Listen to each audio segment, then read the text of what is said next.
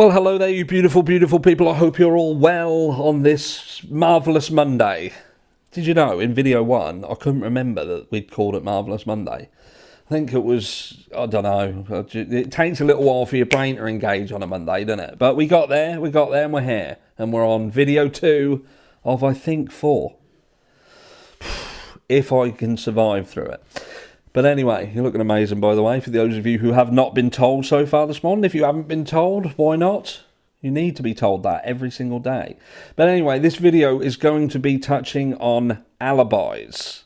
Because so many people have reached out, and I think this hasn't really been discussed, or these are people who haven't really seen anything being discussed. And look, for all you people who say, why do you do videos every day? Oh, this has been touched on, this has been talked about. I'll tell you why, because some people only watch certain channels to get information on certain cases. All right, some of you watch loads of them. Some of you watch through the 5-hour live streams that there are. Some people don't. They just simply don't have time. Some people also do not get notified on the multiple videos that I do. You know, I do multiple videos a day, most days, and some people may only watch one of them. They may miss the others. They may have only found my channel a few weeks ago, so they haven't seen anything else. Some people are still only just starting to find this case and reading into it. So that's why we still start talking about it.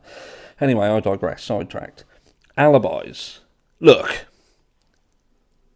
Bryan Kohberger, people have a problem with his alibi because they're turning around and saying, look, he didn't really have an alibi. He's just turned around and said he's driving around. He could have just said he was sleeping. He could have just said he was sleeping. There is an argument with his alibi because he's kind of said he was driving around because maybe in the event that he's guilty, his car is out there. So if it got caught on a camera and there's a glimpse of him, he would have to explain that. Now, it might not be that he was seen in his car in Idaho. In Moscow, Idaho, and that will become a problem later on down the line if this actually gets to court, which at this stage is debatable.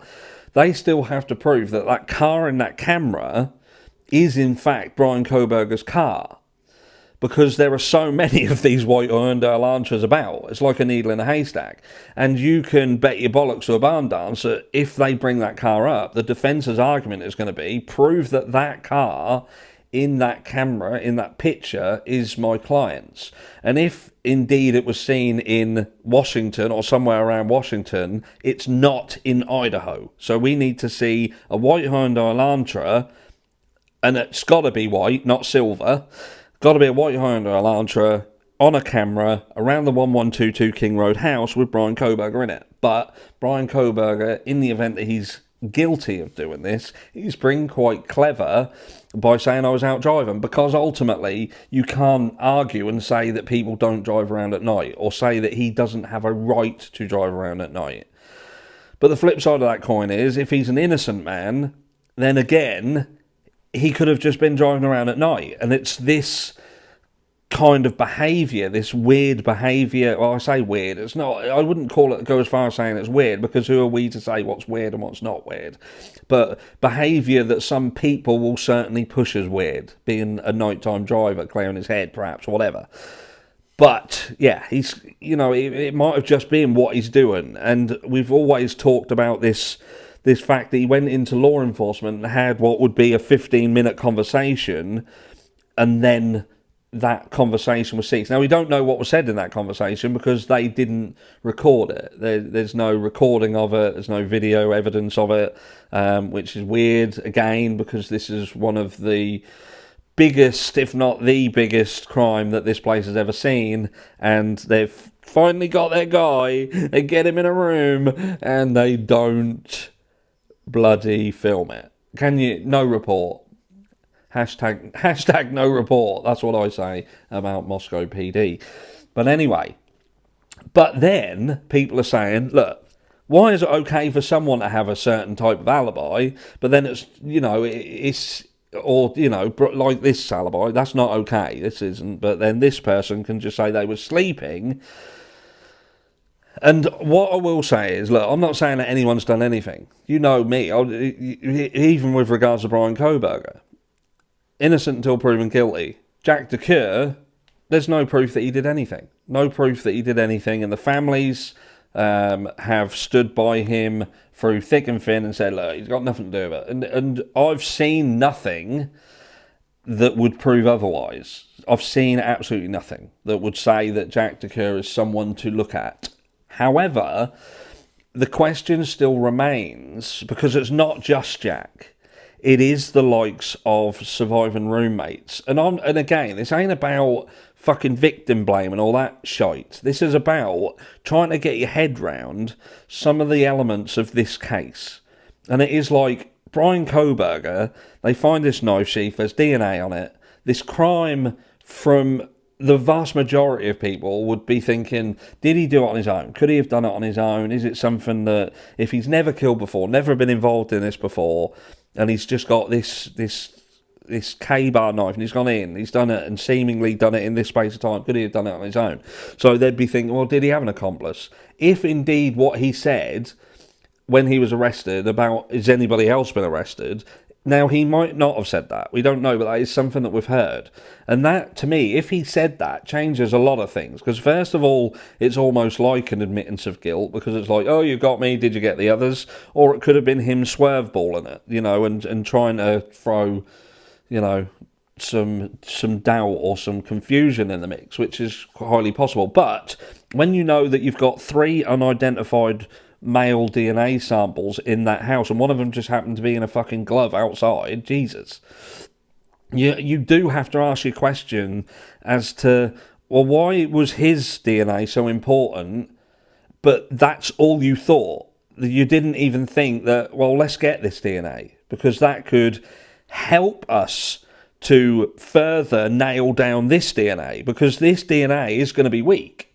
It is going to be weak because of what it is, and they should know that. They did know it. That's why there was contemplation over whether they would even bring it into the case itself. I can't understand why they didn't dig deeper into that DNA.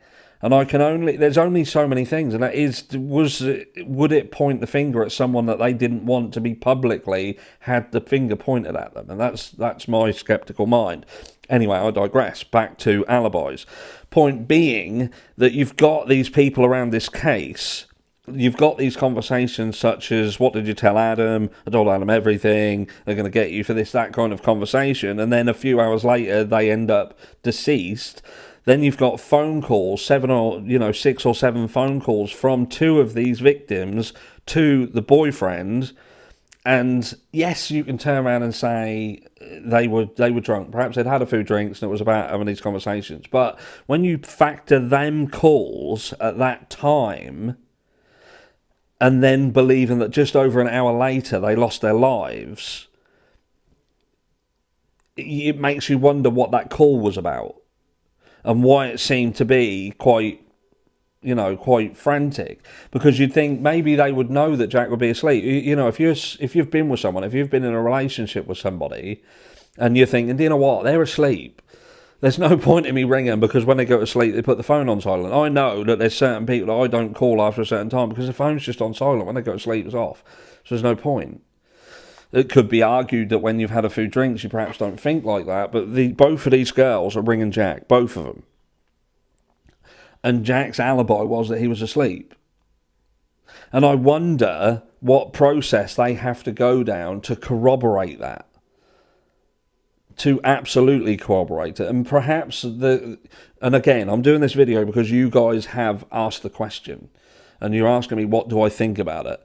And my only real answer is that I would hope that when it comes to the court case itself, that they answer that question, that they tell you exactly that we know that he was asleep and we know that he was not involved because of this. Because the argument that he was asleep, we know that he can't be involved because we've got the killer hair. What happens if Brian Kohberger is found innocent again? What if they do prove beyond a reasonable doubt that it couldn't have been him? That something is amiss, that they did rush and they missed something? Because, again, and I say this all the time, if Brian Kohberger didn't do it, then somebody else did do it. And then you're back to, how did you clear these people so quickly? And how did you know they weren't involved? How do you know they're not involved? Back early on in the public addressing, where law enforcement, James Fry, was coming out and speaking to the public. He couldn't answer questions that were being thrown at him, and they were questions such as, why did the calls take so long? What was seen, what was not seen? Who was a witness? They're not witnesses. They didn't see anything. But then later on, it turns out they did see it. And it's all these things that make you think, well, all of these people who were cleared, and they were cleared so quickly, how were they cleared so quickly? How can you even clear the likes of Bethany Funk and Dylan Mortensen? How do you know that they can have nothing to do with it? How do you know? How is that even possible? If Brian Koberger simply said, I didn't do it, and he is proven to be innocent, how do you then go back up, and, was something missed here? I don't know. But again, the answer to that question, again, is hopefully in the court documentation, both of these things happen. Or they only really need to do one. That is to prove, beyond a reasonable doubt, that Brian Koberger did this crime. That is all they really need to do. If they cannot do that, these questions are always going to exist. So they need to show the workings of how they cleared these people, how they know that they're not involved whatsoever, no nothing. Anyway, let me know down below, where do you stand with it all? Alibis. Alibis. How do people prove alibis when their alibis are simply, I was sleeping, or I was driving around at night? They're equally as shit. And I'll catch you all in video 3.